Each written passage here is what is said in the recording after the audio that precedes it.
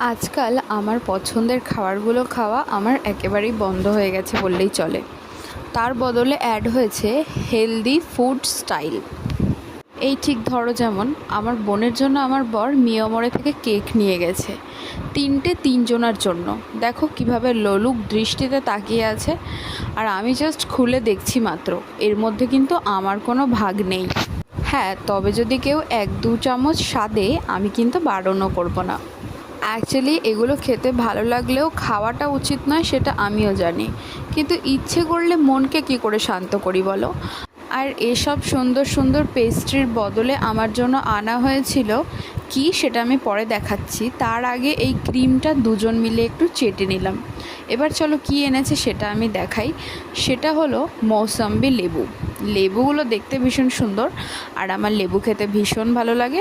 তো আমার জন্য এখানে 4টে লেবু এনেছিল, কারণ এখন লেবুর দাম তুঙ্গে। আর বোন এখানে আমাকে 1 চামচ দিয়েছে, সেটাই আমি টেস্ট করছিলাম। বাবার কাছে একবার বলাতেই বাবা জাম নিয়ে এসেছে আমার জন্য। আসলে জাম খেতে ভীষণ ইচ্ছে হচ্ছিল। আর এই জামের কেজি 300 টাকা এখন, ভাবা যায়? তোমাদের ওখানে কত জানিও তো। হেলদি ফুড স্টাইলের মধ্যে আর একটা জিনিস দেখাই। মায়ের জন্য চা করেছিলাম, আর আমার জন্য গরম দুধ। হ্যাঁ, তবে আমি চায়ের সাথে সাথে দুধটাও খেতে কিন্তু একদমই পছন্দ করি না। তবে এখন একটু খেতে হচ্ছে ক্যালসিয়ামের জন্য। কারণ তোমরা হয়তো আমার রিসেন্ট স্ট্যাটাসে দেখেছো, আমার পায়ে ভীষণ চোট পেয়েছিলাম আমি।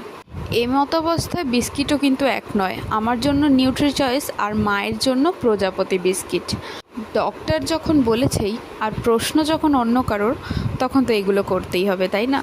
আর আমার দুধ খেতে পছন্দ না বলে কি করি জানো তো, দুধের মধ্যে একটা এলাচ দিয়ে দিই, যাতে দুধের গন্ধটা আমি না পাই।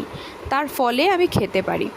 আর মায়ের হাতে মায়ের কাপটা তুলে দিলাম, আর আমার হাতে আমার কাপটা তুলে নিলাম, আর সাথে হরিপদ হরিবোল মুভিটা এনজয় করছিলাম দুজন মিলে।